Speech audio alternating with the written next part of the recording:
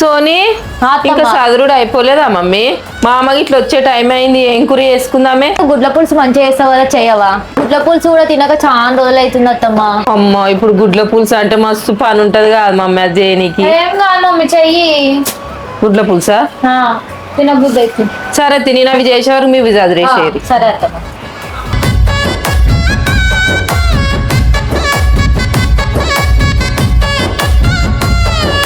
ముద్దు ముద్దు మోము నువ్వు మురిపంగా నవ్వి చూడు, నీ అల్లా నేరేడి కళ్ళు నన్ను ఆగము చేసేను చూడు. సీతమ్మ సీతమ్మ సీతమ్మ సీతమ్మ